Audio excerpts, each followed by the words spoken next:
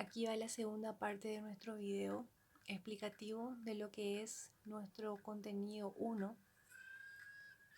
Siempre recalco que todo lo que vamos a estar viendo a continuación en estas diapositivas son lo mismo que está dentro del material de lectura.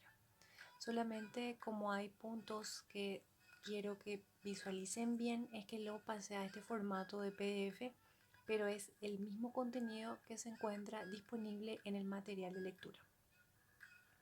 Entonces vamos a empezar con nuestra segunda parte de nuestro video explicativo de lo que es nuestro contenido 1. Otro de los términos importantes que todo manipulador debe tener en cuenta es lo que se refiere a un alimento inocuo. Cuando hablamos de inocuidad nos referimos a seguridad. Nuestro objetivo principal como manipuladores es producir un alimento que sea seguro, es decir, que no vaya a producir ningún tipo de daño al consumidor. Al producir un alimento inocuo, es la garantía de que no causará daño al consumidor cuando el mismo sea preparado o ingerido de acuerdo a los requisitos higiénicos sanitarios. Como bien dijimos, el principal objetivo de un manipulador de alimentos es conseguir un alimento que sea seguro. Para conseguir esa seguridad alimentaria que tanto buscamos como manipuladores de alimentos, existen rutas de gestión de la inocuidad. Es decir, que son pequeños caminos, son pequeños protocolos que nos ayudan a llevar a cabo esta inocuidad que buscamos al producir nuestros alimentos. Aquí tenemos lo que son las rutas de la gestión de la inocuidad. Están presentes en forma de escalones según su grado de importancia, de menor a mayor grado de importancia, pero por eso no quiere decir que sean más difíciles o menos factibles de poder ser aplicadas. Vamos a ir viendo. Tenemos en el primer escalón de abajo, en amarillo, a las 5S, que son el primer paso para la calidad de inocuidad. Luego en verde tenemos a las BPM, buenas prácticas de manufactura. En el tercer escalón tenemos a las HACCP. En el cuarto escalón tenemos a las ISO 22000 y por último, conseguir aplicar todos estos escalones nos llevarían a lo que es la calidad total. Algo que quiero aclarar aquí es que los primeros tres, tanto las 5S como las BPM como las HACCP, son protocolos de acción, no son certificaciones, eso quiero que quede claro. Son protocolos de acción, normas estandarizadas que permiten llevar a cabo un programa estandarizado de funciones que nos lleven a la calidad total. La ISO 22000 sí ya sería una certificación que vamos a ir hablando más adelante acerca de ella, pero quiero que quede claro eso. Vamos avanzando. Aplicar las BPM y las HACCP nos llevan a lo que sería un ciclo de gestión de la inocuidad alimentaria.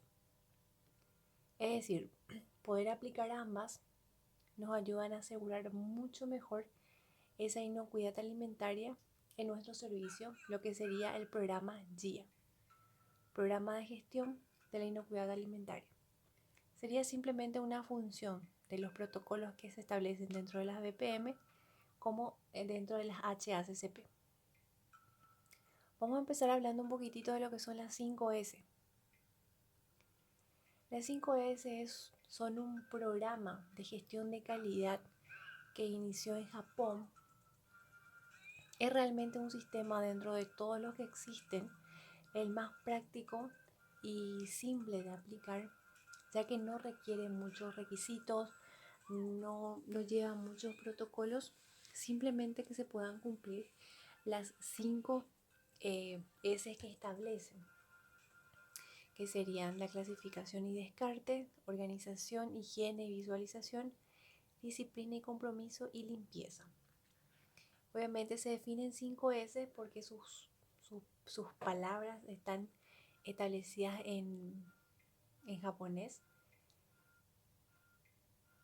pero su definición en español significan esto: clasificación y descarte, organización, higiene y visualización, disciplina y compromiso y limpieza.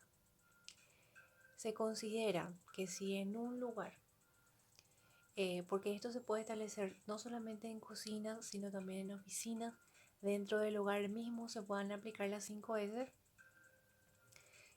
sea cual fuera el ámbito donde se apliquen, van a poder desarrollar una calidad total en su producción. Clasificación y descarte se refiere a organizar, a clasificar, obviamente, como su nombre lo dice, los objetos. Un ejemplo, dentro de la cocina clasificamos el sector de las tazas y los platitos. Para las tazas todos juntos, en otro sector organizamos las ollas, en otro sector tenemos separados los cuchillos, tenedores y cucharas, ¿sí? Eso sería una clasificación. Y descartar lo que ya no utilizamos. Organización. Otro ejemplo, siempre partiendo de lo que es un ejemplo dentro de una cocina, organizar las especias, ¿sí? Frascos con nombres debidamente rotulados, exclusivamente para las especias, a tenerlas organizadas en un sector. Higiene y visualización. Higiene sabemos que es la limpieza, quitar la suciedad visible y también desinfectar.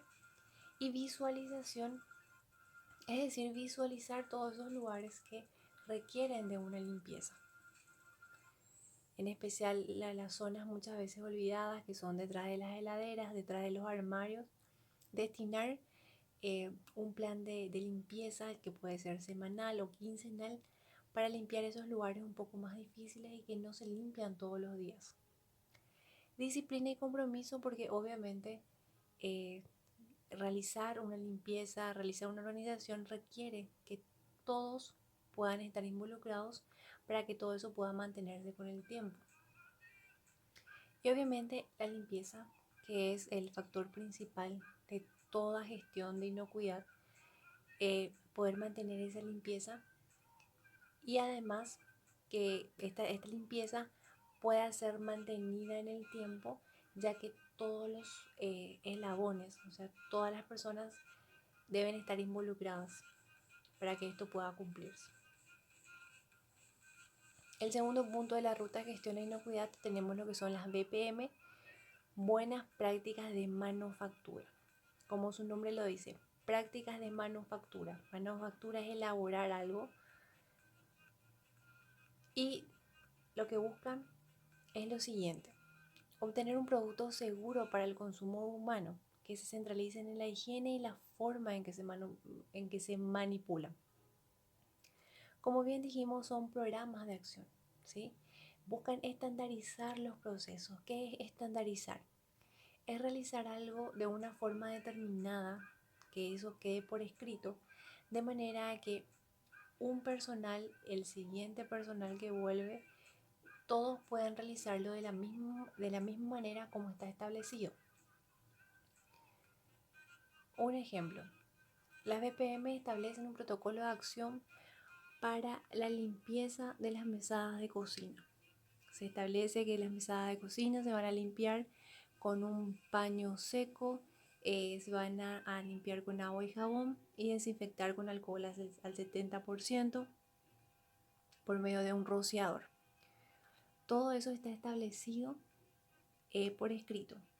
Entonces, el personal que entra en un turno ya sabe la forma como tiene que limpiar y desinfectar la mesada.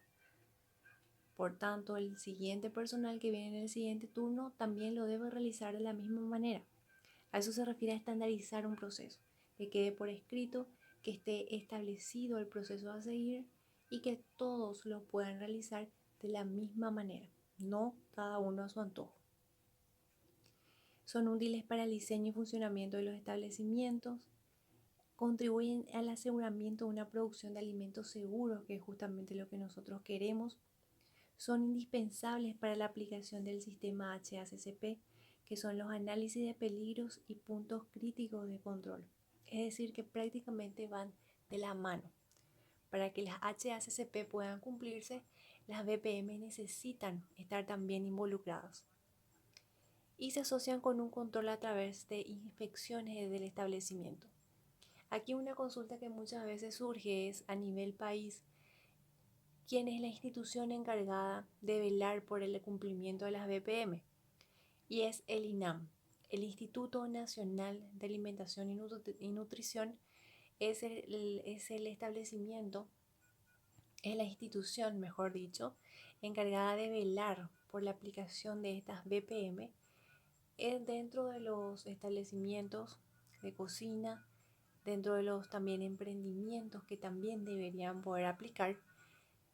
Muchas veces, ¿qué pasa? Es que se encuentran un poco sobresaturados ya por la cantidad eh, abundante de establecimientos de cocina, de restaurantes y demás, que muchas veces sus controles escapan un poco de las manos, pero es la institución encargada de velar de que estas BPM puedan cumplirse. Además de que también cada establecimiento de forma particular debería contar con un tecnólogo de alimentos que se encargue de establecer los protocolos de acción que van a seguir y también de velar por el cumplimiento de estas BPM dentro del establecimiento. En el tercer punto tenemos las HACCP, que significan análisis de peligros y puntos críticos de control, por sus siglas en inglés. Es un proceso sistemático preventivo. Dentro de las BPM hablábamos de acción, ¿sí? Y dentro de las HACCP hablamos de una acción, pero más bien preventiva. Es decir, las HACCP ven mucho más allá de las BPM y buscan prevenir cualquier factor, cualquier riesgo que pudiera alterar la inocuidad de los alimentos. Es decir, ven mucho más profundo cualquier tipo de aspecto que capaz a las BPM se les podría escapar. Es por eso que juntas, trabajan de forma conjunta. Dijimos que se puede aplicar tanto la BPM como la HACCP en industrias alimentarias, como también en farmacéuticas, cosméticas. Estos patrones de estandarización son aplicables a cualquier ámbito. En él se identifican, evalúan y previenen todos los riesgos de contaminación de los productos, tanto a nivel físico, químico y biológico, a lo largo de todos los procesos de la cadena de producción. Es decir, ve mucho más complejo, ve el panorama mucho más complejo. Dentro de las HACCP se ven todos los factores que pueden alterar esa calidad del producto final, desde que se produce, desde que nace prácticamente el producto hasta que llega al consumidor final. El control del establecimiento de las medidas preventivas y correctivas para su control tendientes a asegurar la inocuidad. Es decir, ya no trata solamente lo que es la seguridad sobre el alimento en sí, sino también sobre todos los factores que pueden alterar. ¿Cuáles serían estos? El personal que maneja el alimento, el lugar donde se elaboran los alimentos, los utensilios, la maquinaria responsable de procesar ese alimento. Dentro de las HACCP ya están englobadas el conjunto de todos los factores, sin descartar ni uno solo que pudiera alterar y arriesgar esa seguridad del alimento. Luego tenemos la ISO 22000, que aquí sí ya estamos hablando de una certificación, y es una certificación internacional. A nivel país no tenemos ninguna entidad responsable de transcribir esta certificación, porque como dijimos es internacional. Está desarrollada por la Organización Internacional de Normalización sobre la Seguridad Alimentaria durante el transcurso de toda la cadena de suministro. Es una certificación que, además de ser un poco costosa, es un poco meticulosa de poder ser adquirida. A nivel país, no muchas, si bien existen varias empresas alimentarias que sí la poseen, realmente pasan por un proceso muy exhaustivo que dura un tiempo considerable para que puedan tener esa certificación. Obviamente estas certificaciones tienen que ser renovadas una vez adquirida por la empresa y evidencian un un control total y de inocuidad sobre su producción. Es decir, cualquier empresa que cuente con esta certificación está garantizando la calidad y la seguridad del producto que ofrece. Es por eso que no es fácil de conseguir y sobre todo tiene un largo proceso de control, de supervisión, de auditorías, para que finalmente esta certificación pueda otorgársele a la empresa en cuestión. Su objetivo principal es asegurar la protección del consumidor y fortalecer su confianza, porque siempre sabemos que cualquier empresa que cuente con esta certificación, sabemos que nos está asegurando la calidad del alimento, entonces obviamente vamos a consumir el alimento con una confianza, ¿sí? Es una eh, protección que le ofrece al consumidor y sobre todo una fidelidad también. Reforzar la seguridad alimentaria, fomentar la cooperación entre las industrias y los gobiernos y mejorar el rendimiento de los costos a lo largo de la cadena de suministro alimentario. ¿Por qué mejorar el rendimiento de los costos? Porque prácticamente al trabajar de una forma tan coordinada, tan regulada y de forma estandarizada, se evitan los riesgos, las pérdidas de materia prima, el deterioro de productos y también la devolución misma de productos, ya que todos se establecen bajo una calidad desde el momento en que el producto es concebido hasta que llega al consumidor final.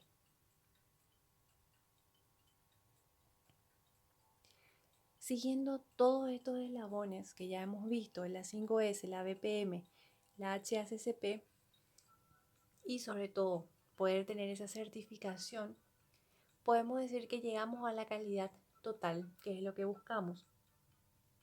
Y mediante una calidad total podemos conseguir lo que es el alimento inocuo, un alimento seguro.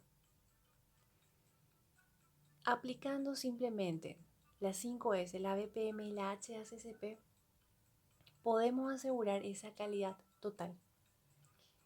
Cualquier empresa, ya sea alimentaria eh, o no de alimentos, debería poder aplicar estas normas de estandarización de procesos para poder asegurar la calidad de su producto. Siempre dijimos que como las 5 S son las más prácticas de poder aplicar, lo ideal sería que se puedan aplicar también las BPM y la HACCP juntas, y más todavía cuando hablamos de un establecimiento de alimentos.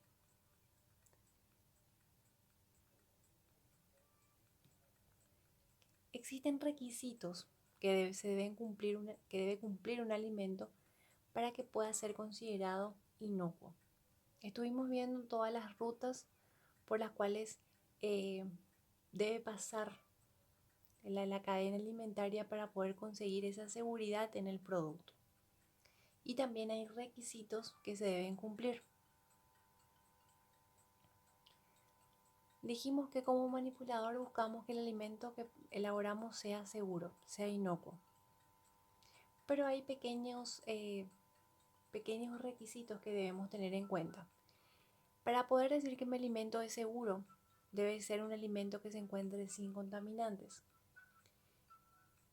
Existen 3 tipos de contaminantes que pueden alterar el alimento, que son los biológicos, ocasionados por las bacterias, hongos, virus y parásitos; los físicos, que son todos los visibles, que pueden ser vidrios, madera, restos de cabello, de pestaña; los químicos, que serían los productos de limpieza, fertilizantes, plaguicidas, residuos de medicamentos, metales tóxicos. También el alimento debe encontrarse sin adulteraciones. ¿Qué significa adulterar? Significa acelerar el proceso de un producto o tal vez enmascarar algún tipo de deterioro que esté presentando con tal de poder seguir lucrando con él. Pongo un ejemplo aquí. Vamos al supermercado para adquirir un jamón que ya se encuentra envasado. Agarro el jamón y su textura ya es un poco gelatinosa, ¿sí? un poco una apariencia gelatinosa, un poco gomosa, lo que significa que el jamón ya está llegando a su periodo final de vida útil. Entonces yo miro el empaquetado del jamón y veo que está remarcado, es decir, que tiene una doble etiqueta que me indica que la vida útil todavía sigue un poco más prolongada, cuando en realidad visiblemente yo ya la noto que está llegando a su tiempo final. Entonces ahí estamos pudiendo hablar de una adulteración, del remarcado del producto con el fin de poder seguir vendiendo ese producto a unas expensas de saber que ese producto ya no se encuentra en condiciones, ¿sí? Y así como vemos también en la imagen, otro ejemplo sería a lo mejor inyectar algunas frutas y verduras con, con productos que aceleren su crecimiento o tal vez que resalten más sus apariencias organolépticas en sí. Estamos hablando de una adulteración. Siempre que hablamos de una adulteración estamos hablando de un engaño que se hace de forma intencionada para engañar al cliente o acelerar un proceso que debería ser natural con el fin de obtener mayores ganancias con él. Entonces, si eso ocurre, ya no estamos hablando de un alimento que sea seguro. Y también el alimento se debe encontrar con propiedades organolépticas adecuadas. Este es otro término que vamos a utilizar mucho a lo largo del curso, que son las propiedades organolépticas. ¿A qué se refieren? Se refieren a todo lo que yo puedo visualizar en el alimento. No solamente visualizar, sino por medio de todos los sentidos. Se refiere al sabor, textura, color, aroma del alimento. Todo lo que yo puedo percibir por medio de los sentidos en el alimento se refiere a las características organolépticas. Entonces, si yo produzco un alimento que se encuentre sin estos tres factores, puedo decir que estoy produciendo un alimento que es seguro y que no va a causar ningún daño al consumidor final. Existen ciertos peligros a los cuales están expuestos los alimentos y que pueden atentar contra esa inocuidad.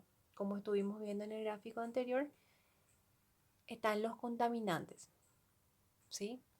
Los contaminantes, dijimos que existen tres tipos de contaminantes que sería lo mismo que peligros, ¿sí? Existen tres tipos de peligros que pueden contaminar los alimentos y producir un riesgo en la salud. Uno son los peligros o contaminantes físicos, ¿sí? Cuando hablamos de peligros estamos hablando de contaminantes físicos. Siempre que hablamos de contaminantes físicos no nos referimos a aquellos objetos de gran tamaño, ¿sí? Pueden ser que son visibles a simple vista, como puede ser un resto, un pedazo de alguna cadena, algún aro, anillo, restos de cabello, pestaña, uña, trozos de vidrio, madera o tornillos muchas veces que quedan de las maquinarias dentro del alimento. Partes no comestibles, obviamente, del alimento. Luego tenemos lo que son los peligros químicos, ¿sí? Estos peligros que pueden ocurrir a lo largo de la cadena alimentaria, como por ejemplo a través de residuos de productos químicos utilizados en los cultivos, errores en los almacenamientos, mala ejecución en la desinfección de mesones, que son las mesadas, o los utensilios, si no se lavan, no se enjuagan bien, quedan restos de jabones o de lavandina sobre las mesadas, sobre el producto, que puede contaminar. Y también tenemos lo que son los contaminantes biológicos. El problema principal lo constituyen los microorganismos, que pueden ser las bacterias, levaduras, hongos, virus y parásitos. Dentro de estos tres tipos de contaminantes que estuvimos viendo, uno de los más peligrosos serían los biológicos, ya que los mismos no son visibles a simple vista y sobre todo se reproducen muy rápidamente. Las bacterias pueden multiplicarse cada 30 minutos en el alimento que no está conservado de forma correcta. Es decir, un ejemplo, tengo un pedazo de carne que compré del súper y todavía no lo refrigero. Por cada media hora que ese pedazo de carne está expuesto a una temperatura ambiente, una temperatura insegura, cada media hora la colonia bacteriana sobre ese producto se va duplicando, va aumentando la carga bacteriana. Por tanto, va aumentando la posibilidad de que ese alimento, de que ese pedazo de carne en este caso produzca un daño al consumidor. Por eso, dentro de los 3 tipos de contaminantes o peligros que existen, los biológicos son los más peligrosos, ya que no son visibles a simple vista, se multiplican fácilmente y pueden producir un daño realmente considerable. Luego tenemos los contaminantes físicos que estuvimos hablando, que tal vez no causarían algún tipo de enfermedad en sí, pero sí son muy desagradables. ¿A quién le gusta? Le gusta encontrar un resto de cabello o un resto de pestaña o algún tipo de objeto raro dentro del alimento. Capaz no le va a producir algún daño, alguna diarrea a mi comensal, pero sí sería causante de perder la fidelidad del mismo, ya que obviamente después ya no va a querer contratar mi servicio por haber encontrado este objeto extraño y desagradable dentro del producto, ya que evidencia una clara falta de higiene en el procesamiento del alimento. Y en cuanto hablamos de los contaminantes químicos, que también pueden ser restos de detergente, lavandina, que se quedan cerca de los lugares donde se elaboran los alimentos, se pueden derramar dentro de las ollas, o como también dijimos, alimentos o utensilios que son mal higienizados y quedan con restos de estas partículas de limpieza. Entonces, siempre siguiendo en el punto de conseguir la seguridad del alimento, la OMS, que es la Organización Mundial para la Salud, establece 5 claves para conseguir esa seguridad en el alimento. Y son mantener la limpieza, siempre hablamos de la importancia del lavado correcto de manos, mantener la limpieza personal también, el aseo personal diario, el uniforme limpio, mantener la limpieza no solamente de los alimentos, sino también del entorno donde se elaboran y de la persona que está elaborando los alimentos. Usar agua y materias primas seguras. ¿Esto a qué se refiere? A utilizar productos que realmente yo pueda conocer mínimamente de dónde la estoy adquiriendo. Si utilizo carnes, que por lo menos yo sepa que esa carne llegó a mí en condiciones frías, seguras, se transportó en un camión refrigerado, que el lugar de donde adquiero ese producto cuente con un registro sanitario que pueda avalar y que pueda darme a mí una seguridad de que realmente esa materia prima me va a dar la posibilidad de procesar un producto que sea de calidad y que sea seguro, porque también de eso depende. Después tenemos separar los alimentos crudos de los cocinados. Esto es súper importante para evitar la contaminación cruzada. La contaminación cruzada hablamos cuando, como su nombre lo dice, se cruzan un contaminante con otro. Un ejemplo, una tabla de picar en la cual pico carne y sobre esa misma tabla estoy picando verduras para hacer una ensalada. Ahí tenemos un ejemplo claro de contaminación cruzada. Los contaminantes de las carnes pasan directamente a mis verduras que van a ir encima para una ensalada, ya se van a consumir crudas, ni siquiera van a pasar por una cocción. Entonces ahí tenemos un cruzamiento de contaminantes, cuando lo que debería haber hecho es utilizar otra tabla para el corte de mis verduras. O si solamente cuento con una tabla, lo que debería hacer es lavar la tabla que utilicé para picar la carne y posteriormente cortar las verduras. Realizar una cocción completa de los alimentos. Esto también es súper importante. El alimento mínimamente debe alcanzar un 70 a 75 grados, para ser considerado seguro, especialmente cuando hablamos de alimentos recalentados. Mínimamente 70 grados. ¿Cómo yo sé que mi alimento está llegando a los 70 grados? Si recaliento, ejemplo, tengo una cacerola de boriborí que hice al mediodía, a la noche quiero recalentar la porción que voy a consumir. Cuando empiezo a notar las pequeñas burbujitas, en los costados, en los extremos del borde de la cacerola. Sé que estoy empezando a entrar a, a los 70 grados, ¿sí? Porque punto de hervor de un líquido tenemos que es a los 100 grados, entonces ya voy a empezar a tener burbujas mucho más grandes. Entonces, quiero recalentar un alimento mínimamente 70 grados, sí o sí debe alcanzar ese producto, ese alimento, para que sea considerado seguro. Y también controlar las temperaturas. Vamos a ver más adelante que existen lo que se llama temperatura zona de riesgo. ¿Qué significa eso? Que son temperaturas como que es una temperatura donde su nombre lo dice, es riesgosa.